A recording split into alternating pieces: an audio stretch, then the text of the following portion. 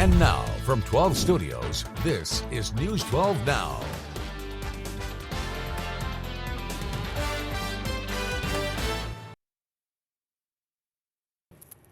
Today is Tuesday, February 18th. Welcome to News 12 Now. I'm Kylie Dudman. And I'm Brady Blackstock. As we would expect with this cold that we're dealing with right now, Kylie, lots of power outages have been reported in Texoma during this very dangerous cold. Yeah, up in Ardmore and Carter County, nearly 300 people are without power this afternoon. Meanwhile, south of the Red River in Grayson County, about 650 people are in an outage. OG&E and Encore say they are working on the problem and expect to have the power back on in about an hour from now. And then, Kylie, you were actually on the roads this morning, weren't you? I was, yeah. I was on both sides of the Red River. Roads were looking pretty good in Texoma.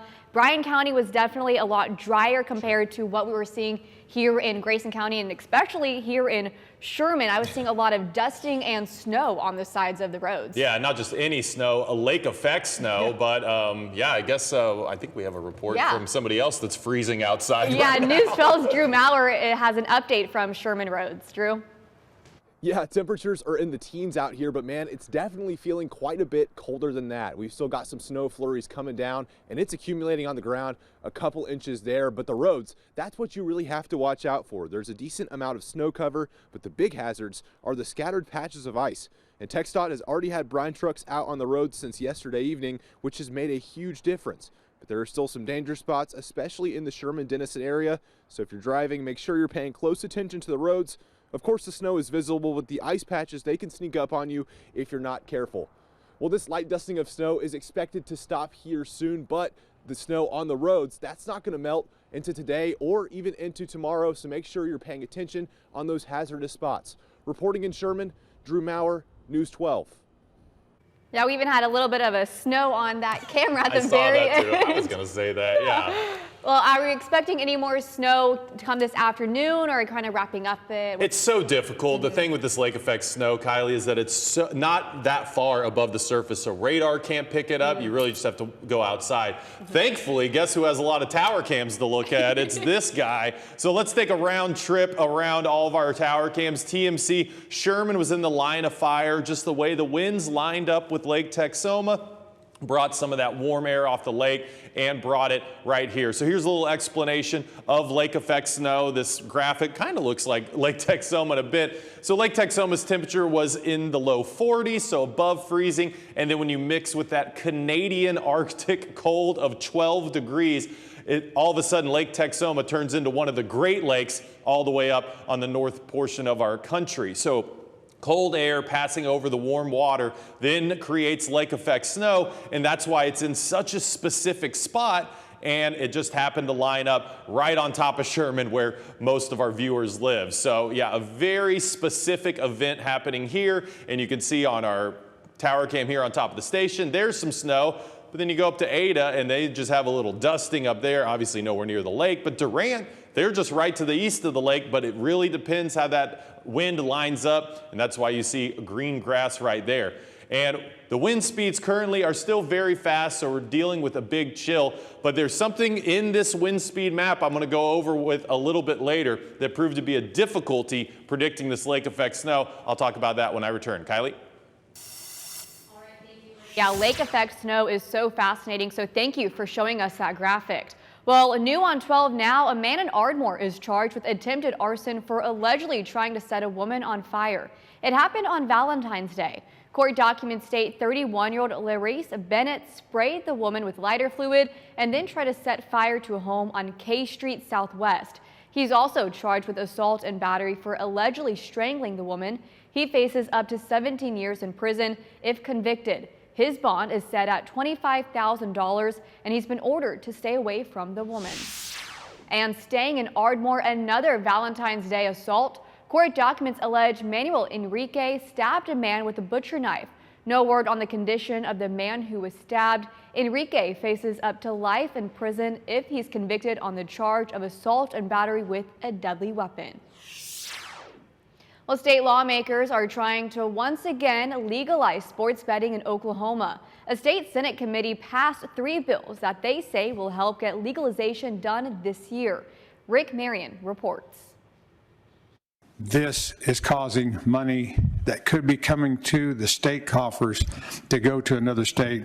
A group of state senators Thursday admitted that just because sports betting isn't legal in Oklahoma doesn't mean Oklahomans aren't doing it. Constituent after constituent after constituent continuing to ask for this. We know that we have constituents driving up Highway 75, driving up Interstate 35, crossing the state line, placing bets, and coming back in. With Oklahomans traveling over state lines to Kansas, Arkansas, and Missouri, and with them tens of millions in new potential tax revenue, when they place their bets on football, baseball, basketball, and more, there's a feeling that Oklahoma is falling behind. Most other states have some type of sports gaming on the books in their states where their states can benefit from that. It can be done legally within the state. As Fox 23 has shown you, casinos like River Spirit in South Tulsa are ready for sports betting, but it needs to be legalized first. That's where Thursday's State Senate committee meeting comes into play. 3 bills that will bring in the tribes, the state, and the Oklahoma City Thunder all moved forward. And in the coming weeks,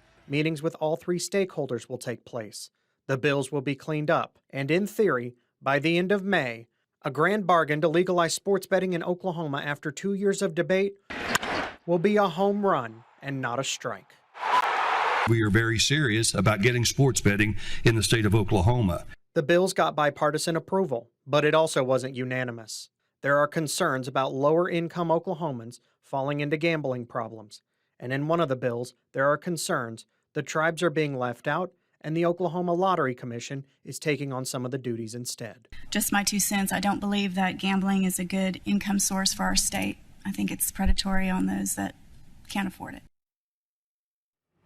And that was Rick Marion reporting. This week, the tribes will meet with the Oklahoma City Thunder. Some concerns: there's a preliminary link between sports betting legalization and higher rates of domestic violence. And professional athletes have reported increased harassment from bettors. Well, a house in Calera went up in flames yesterday. It happened just off Highway 78 near Bushnell Corner. No one was home at the time, but the house is deemed a total loss. And some precious and expensive cargo destroyed in a crash near Oklahoma City. Thousands of eggs. Now, this happened on the Will Rogers Turnpike yesterday. Fortunately, only minor injuries reported, but most of the eggs were ruined by the dozen. And it was declared eliminated from the U.S. in 2000, but cases of measles are now popping up across the country, especially in areas with lower vaccination rates. In today's Health Minute, Mandy Gaither takes a look at the latest CDC data on measles and goes over the best ways to protect yourself and your family. It's a highly contagious airborne illness that can cause rash, fever, red eyes, and cough. Severe cases of measles can also cause blindness, pneumonia, or swelling of the brain, and in some cases, death. We're seeing these sporadic outbreaks of measles. Dr. Daniel Koritzkis with Brigham and Women's Hospital says most of the measles illness is now popping up in the U.S. or in young children. Last year, 285 cases were reported to the CDC. That's the most since 2019. And this year, cases are already emerging in several states. Experts say it's due to lower vaccination rates from misinformation. In Texas, there's an outbreak with at least 24 cases, and state health officials say that number is growing.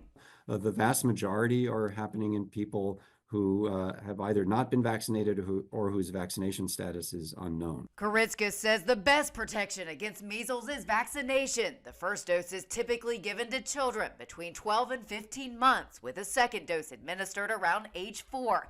The CDC says older children and adults can also get vaccinated if they didn't receive the vaccine as a child. And the agency says if you were vaccinated with the first version of the measles vaccine used between 1963 and 1968, or don't know which type of vaccine you received, you should get at least 1 dose of the current measles vaccine. People should just make sure that they are up to date with their measles vaccination and that their children are up to date. For Health Minute, I'm Mandy Gaither. If you are concerned about your measles immunity, tests can also be performed at a primary care doctor's office.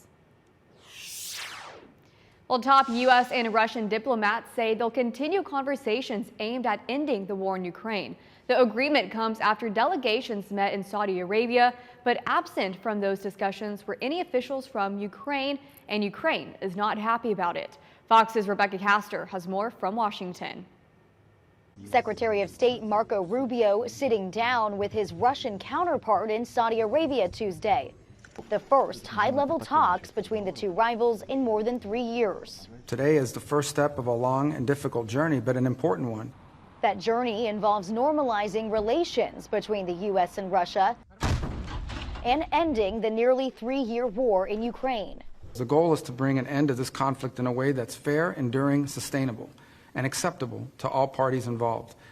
What that looks like, well, that's what the ongoing engagement is going to be all about. There are a lot of details to work out, but sources tell Fox News the U.S. and Russia discussed a possible 3-stage peace plan, which includes a ceasefire, elections in Ukraine, then signing a final peace agreement. This needs to be a permanent end to the war and not a temporary end as we've seen in the past.